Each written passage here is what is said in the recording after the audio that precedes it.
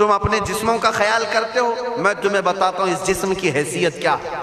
یہ جو چمڑی ہے اس کی حیثیت کیا ہے، یہ جو گوشت پوست ہمارے جسموں پر ہے اس کی حیثیت کیا ہے پتہ ہے تمہیں؟ اس کو سجانے کے لیے عورتیں 2-2 گھنٹہ شیشے کے پاس کھڑے ہو کر میک اپ کرتی رہیں۔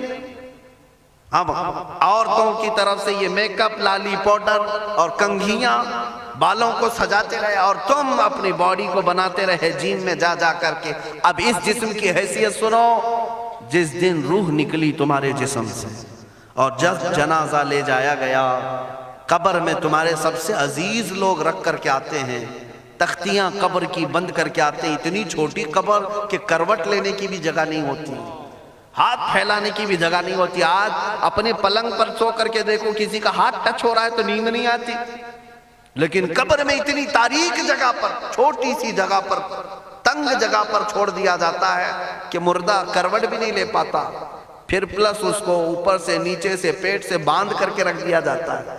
تمہیں پتا ہے اب حکماں نے جو لکھا ہے وہ سنو بزرگوں نے، جیسے ہی تیسرا دن آتا ہے تمہاری قبر کی زندگی کا، جب 3 دن گزرتے ہیں تمہاری ناک کے ذریعے سے پیٹ کی چیزیں باہر آنے لگتی ہیں، منہ کے ذریعے سے آنتڑیاں یا جو بھی اندر کا لیکویڈ ہے سب باہر آتا ہے۔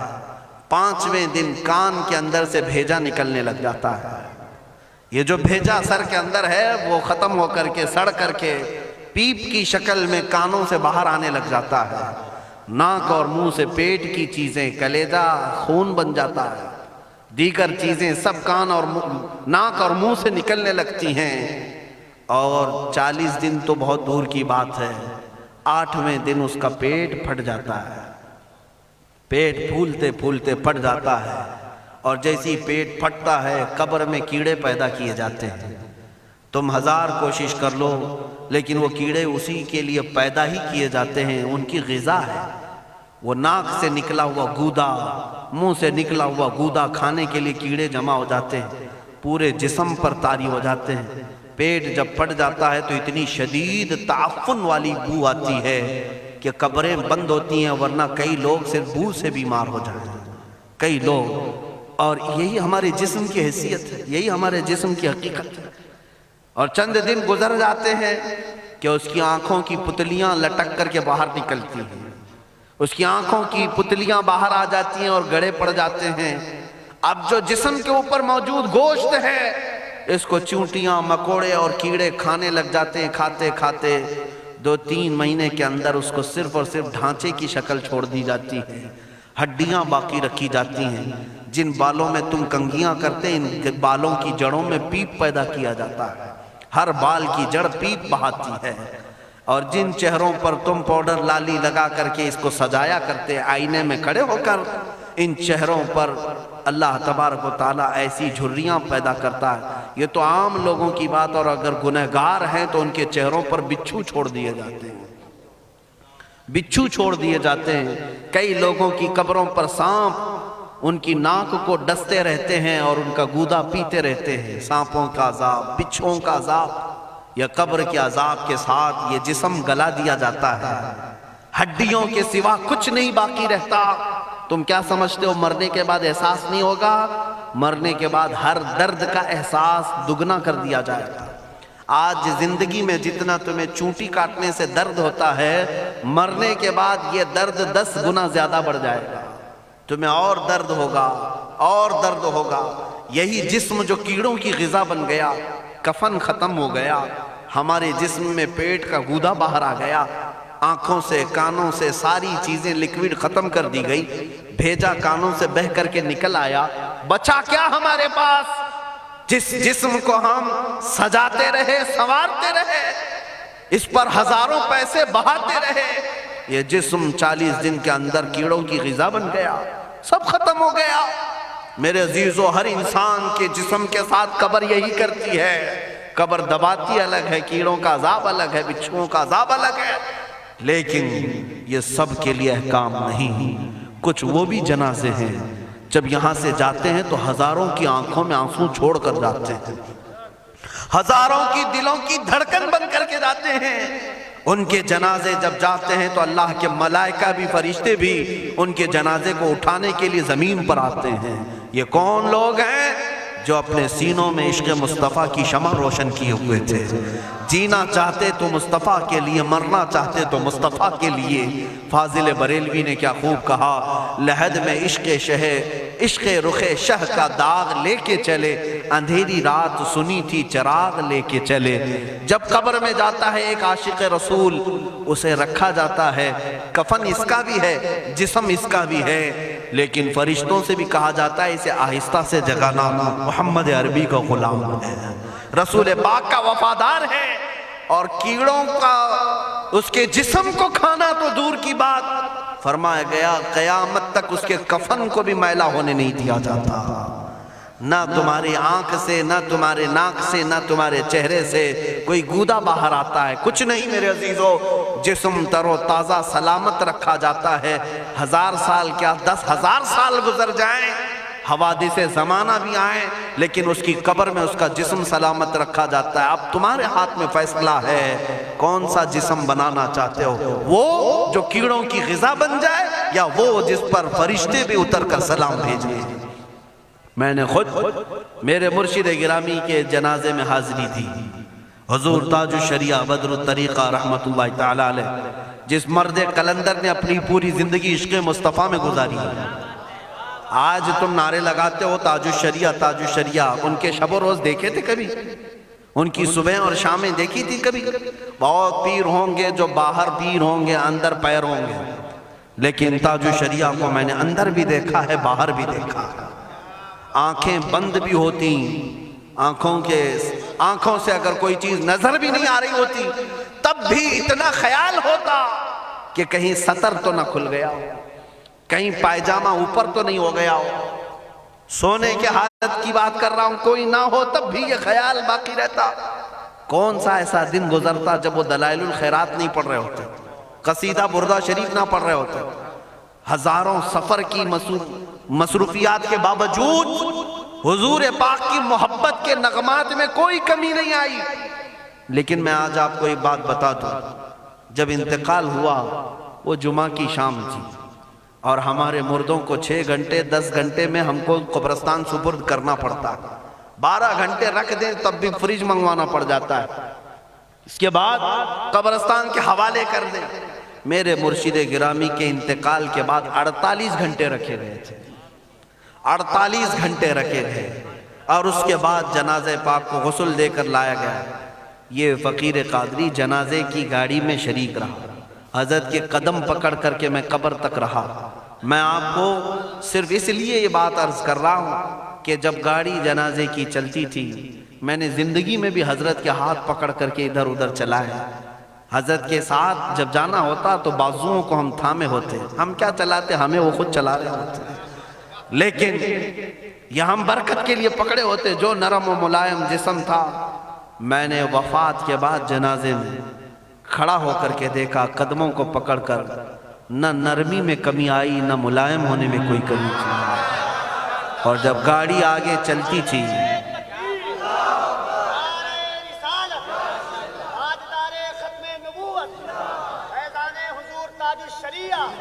جب آپ گاڑی جنازہ جس پر رکھا ہوا تھا چلتی تھی، تو میرے عزیزو زندگی میں جس طرح جسم نرم ملائم تھا، میں نے دیکھا کہ گاڑی جب اس کے دھڑکے ہوتے تھے ادھر ادھر، تو پیٹ مبارک اور سینے مبارک ویسے ہی ہلتا تھا جیسے کسی زندے کا ہلتا۔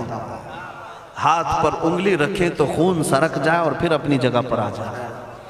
یہ کوئی مبالغے کی بات نہیں کر رہا ہوں، یہ آنکھوں سے دیکھی ہوئی چیز ہے۔ اور قبر انور میں رکھنے کے بعد جب ان کے صاحبزادے اور داماد نکل کر کے آئے، تو تھوڑی دیر کے بعد ہم نے دیکھا کہ چہرہ خود بخود قبلے کی طرف تھا۔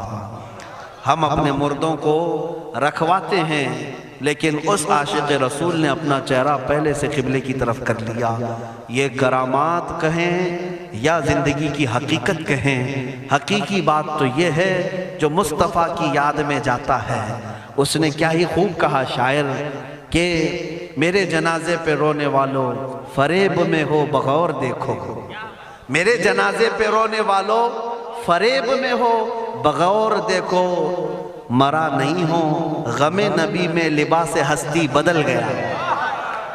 हाँ, मरा नहीं हो, गमे नबी में लिबास हस्ती बदल गया हूँ। इन आशिकों का हाल यही होता है कि ये मर भी जाते हैं, इंतकाल कर भी जाते हैं, तो बस लिबास बदलता है लेकिन जिंदगी पहले से और बुलंद होती है।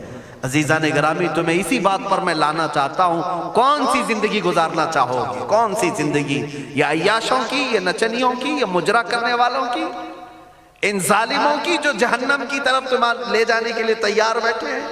चंद दिनों की अय्याशी है। तुम गाने गाकर, उछल कूद करके अपने नफ्स को तो राजी कर सकते हो, लेकिन रब्बे जुल जलाल की रजा कभी नहीं ले सकते। आज तुम दुनिया में फिल्मों की जिंदगी जी करके थोड़ी देर की खुशी तो हासिल कर सकते हो, लेकिन कब्र की राहत कभी नहीं ला सकते, कब्र का सुकून कभी नहीं ला सकते। कब्र में अगर सुकून चाहिए तो सिर्फ हमारे सीनों को उधर हवाले करना होगा, मुस्तफा करीम के हवाले करो। अब अपनी जिंदगी को बदलने का वक्त आ गया। ऐ मेरे अजीजों, नामों से रिसालत की हिफाजत यही है कि हुजूर के अखलाक की पहले हिफाजत की जाए, हुजूर की सुन्नतों की हिफाजत की जाए, हुजूर पाक के नाम पाक की हिफाजत की जाए, उनकी तालीमात, उनके अहादीस की हिफाजत की जाए। जिस तरह सहाबा कराम ने अपनी जानें कुर्बान करके हुजूर की इज्जत की हिफाजत की है, आज वक्त आया है इन जालिमों की तरफ ना देखना। ये भौंक भौंक करके तुम्हें जगा रहे हैं, बेदार कर रहे हैं। मैं जवाब देता रहूंगा इंशाअल्लाह, लेकिन साथ में मैं इन हादिसात को अपने लिए एक अलग अंदाज से देखता हूं। अगर कोई कुत्ता किसी मंदिर के गुफे में बैठकर भौंकता है और मेरे नबी पाक की अजमत पर हमले करता है तो दर्द तो होता है, लेकिन साथ में अकीदा भी तो हमारा ये है, रहेगा यूं ही उनका चर्चा रहेगा, रहेगा यूं ही उनका चर्चा रहेगा। पड़े खाक हो जाएं जल जाने वाले, या रसूल अल्लाह तू घटाए से किसी के न घटा है न घटेगा, जब बढ़ाए तुझे अल्लाह ताला तेरा, मिट गए मिटते हैं मिट जाएंगे आधा तेरे, न मिटा है न मिटेगा कभी चर्चा तेरा।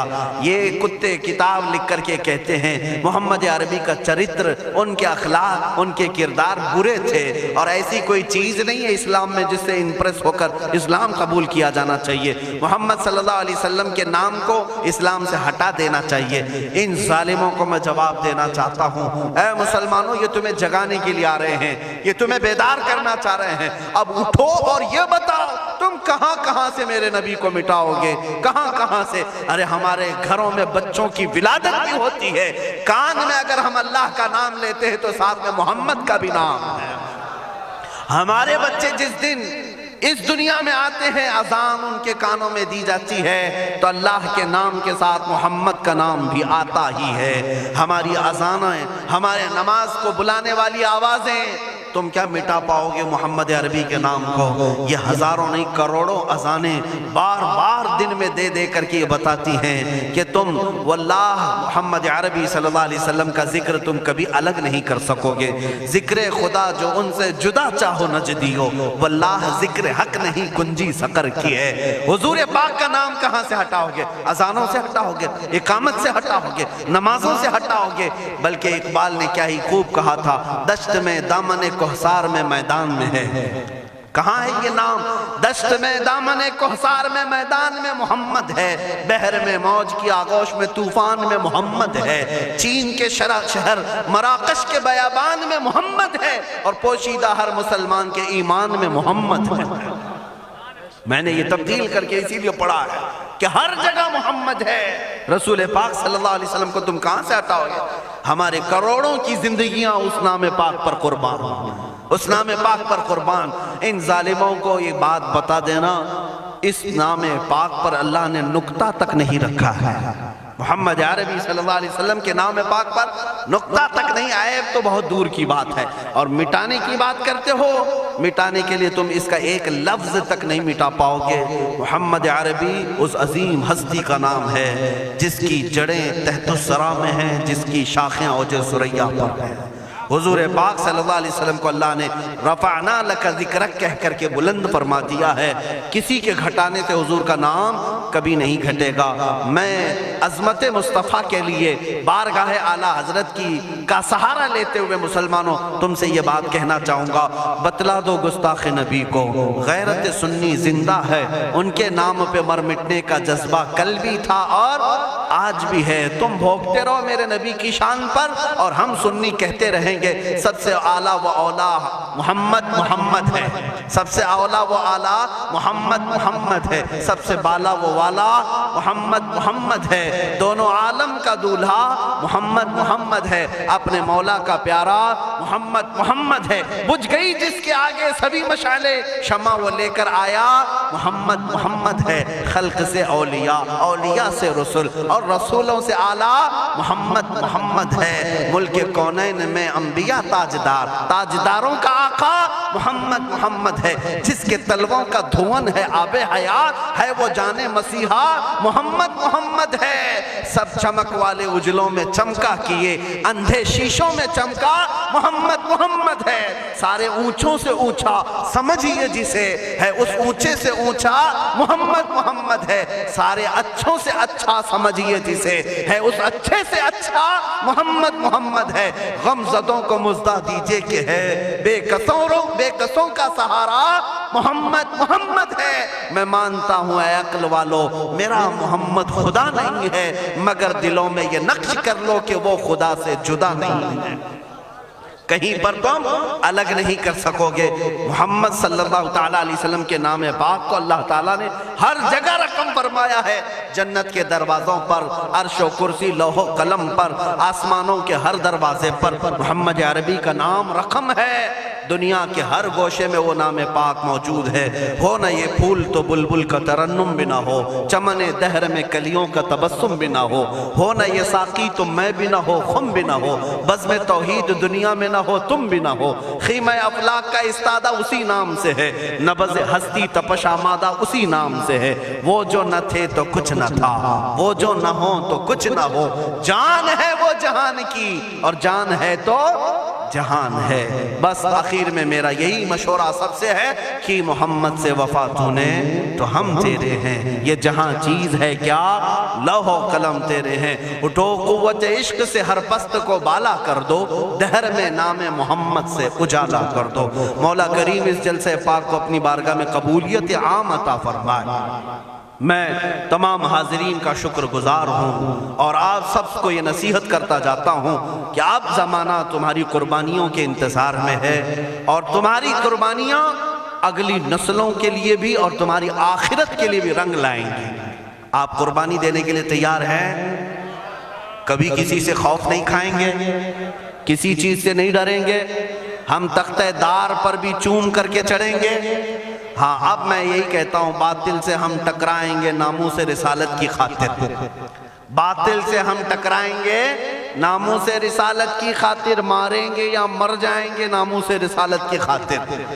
ہاں جو تخت نشی ہیں وہ بھی سن لیں توہین نبی کے مجرم کو، جو تخت نشی ہیں وہ بھی سن لیں توہین نبی کے مجرم کو ہم دار پر لے آئیں گے ناموس رسالت کی خاطر، ہم دار پر لے آئیں گے ناموس رسالت کی خاطر۔ زندہ نہیں بچنے پائے گا گستاخ رسول کسی صورت، زندہ نہیں بچنے پائے گا گستاخ رسول کسی صورت، اسے ہم دوزخ میں پہنچائیں گے ناموس رسالت کی خاطر، اسے ہم دوزخ میں پہنچائیں گے ناموس رسالت کی خاطر۔ توہین رسالت ہوگی تو شمع نبوت کے پروانے، توہین رسالت ہوگی تو شمع نبوت کے پروانے طاغوتوں سے ٹکرائیں گے ناموس رسالت کی خاطر، طاغوتوں سے ٹکرائیں گے ناموس رسالت کی خاطر۔ آخری شعر اس کا یہ ہے، جو شخص کرے گا ہمدردی، سمجھ کر کے چلے، جو شخص کرے گا ہمدردی بے ادبی کرنے والوں سے، ان ظالموں سے جسے بھی ہمدردی ہے نا، جو صلح کلی ہے ہماری جماعت کے منافقین ہیں، غدار ہیں، جو نام مسلمان رکھے ہوں، پگڑی داڑھی سب رکھے ہوں اور ان ظالموں کی گود میں جا کر بیٹھتے ہوں، ان سے میں کہہ رہا ہوں جو شخص بھی رکھے گا ہمدردی بے ادبی کرنے والوں سے، ہم اس سے بھی قرضہ چکائیں گے ناموس رسالت کی خاطر، ہم اس سے بھی قرضہ چکائیں گے ناموس رسالت کی خاطر۔ دیکھنا اب یہ امت مصطفیٰ کے شیر بیدار ہونے لگے ہیں. جس دن یہ بیدار ہوں گے تو ان کتوں کی خیر نہیں ہوگی, ان کتوں کی خیر نہیں ہوگی. مولا کریم ان چہروں کو سلامت رکھے, ان کی قربانیوں کو قبول فرمائے. ان ماؤں اور بہنوں کی گودوں میں مولا حسنین کریمین پیدا فرمائے. ان کو مولا دوبارہ صلاح الدین عطا کرے, شہاب الدین عطا کرے, اورنگزیب ٹیپو سے شہید عطا کرے. مولا ہمیں ہمارے مجاہدین کی قیادت عطا فرما دے, ہمیں مجاہدین کا کردار عطا فرما دے. ہمیں غازیان اسلام بنا یا شہیدان اسلام بنا. اے رب ذوالجلال ہماری دعاؤں کو نالین مصطفیٰ کے صدقے قبول فرما. وصلی اللہ تعالی علی خیر خلقہ محمد وآلہ واصحابہ اجمعین. خصوصیت کے ساتھ آج کے اس اجلاس کو جنہوں نے منعقد کیا, یہاں پر حاجی ارشاد صاحب ان کے والد گرامی, اللہ تعالیٰ ان کی مغفرت فرمائے. یہ اتنا عظیم جلسہ ہے, اتنا عظیم جلسہ ہے. ناموس رسالت تاجدار ختم نبوت کے نام پر یقیناً رسول اللہ تک یہ سارا معاملہ فرشتے پہنچائیں گے, اور ساتھ ہی اس کی خیرات مرحوم کی قبر تک بھی جائے گی انشاءاللہ. آئندہ ہمارے یہی رواج بھی ہونے چاہیے. ہماری شادی بیاہ ولیمے ساری چیزوں میں ہم لاکھوں کے پیسے پٹاخوں میں نہیں اڑائیں گے, حضور کی محبت میں میلاد کر کے خرچہ کریں گے, حضور کے نام پر خرچہ کر کے کریں گے. کیوں؟ ہم رسول اللہ کے, جنت رسول اللہ کی, ہمیں جو بھی ملا ہے وہ صدقہ رسول اللہ کا, ان کے نام پر ہم لٹائیں گے. اور یہ اعلان سن کر کے چلیں انشاءاللہ العزیز. آپ تک بھی علماء آئیں گے. ہم نے ابھی چند روز قبل, یہ کافی دنوں سے, کئی مہینوں سے ہمارے ذہن میں تھا, وہ میں نے حیدرآباد کی سرزمین سے شروع بھی کیا. آج آپ کے سامنے بھی اعلان کرتا ہوں کہ ہم نے تحریک کی ایک بنیاد رکھی ہے, جس تحریک کا نام ہے تحریک فدا کا یا رسول اللہ. تحریک فدا کا یا رسول اللہ. اس میں مخصوص وہ جوان اپنی خدمت دینے کے لیے جوائن ہو سکتے ہیں, جڑ سکتے ہیں, جن کو حضور پاک کی وفاداری کرنی ہے, حضور پاک کی بارگاہ میں اپنی قربانی پیش کرنی ہے. وہ جوان اس تحریک سے وابستہ ہوں, اور ہر علاقے میں ان کا سب سے پہلا کام یہی ہوگا کہ نوجوانوں کو حضور کے نام پر بیدار کرنا شروع کر دیں, بیدار کرنا شروع کر دیں. اس کے بعد اب ہم قبر میں بھی جائیں گے, ہمیں ٹینشن نہیں ہوگا, فکر نہیں ہوگی, اس لیے کہ امت جاگ چکی ہوگی اور قرضہ لے رہی ہوگی انشاءاللہ. یہ اپنا قرضہ اتار رہی ہوگی, اگرچہ ہم قبر میں بھی جائیں گے. لیکن آپ کے لیے صرف ذمہ داری اتنی ہے کہ اب بیدار کرنے کے لیے اس تحریک سے وابستہ ہوں, اور بات کریں گے تو صرف حضور کی بات کریں گے. اور اسٹیج والوں سے بھی میں کہتا ہوں, شورا سے بھی میں کہتا ہوں, ہماری تعریف کم کر دیں, تھوڑی سی ہمارے لیے نعرے لگانا کم کر دیں. اب یہ ختم کریں اس رواج کو. اب اس منبر سے بھی اگر کوئی بات ہوگی تو صرف رسول اللہ کی بات ہوگی, کیونکہ جب بادشاہ ہمارے پاس ہے تو وزیروں کی بات کیا کریں. بادشاہ ہے رسول اللہ کی ذات, تعریف ہوگی تو صرف رسول اللہ کی ہوگی. ہماری تعریف میں اپنے متعلق کر رہا ہوں, باقی آپ دوسرے ائمہ اکرام کا ضرور نعرہ لگائیں, علامہ اظہری صاحب آئیں ضرور نعرہ لگائیں, استقبال کریں. میں اپنی جانب سے میرے متعلق کہتا ہوں, میں تعریف کے قابل نہیں. جب حضور کی شان میں گالیاں دی جا رہی ہوں اور ہم اپنی عزت کروا رہے ہیں, یہ ہمیں زیب نہیں دیتا, یہ مجھے زیب نہیں دیتا. اس لیے اب نعرہ بھی لگے تو صرف رسول اللہ کے نام کا لگے, حضور پاک کی عزت کا.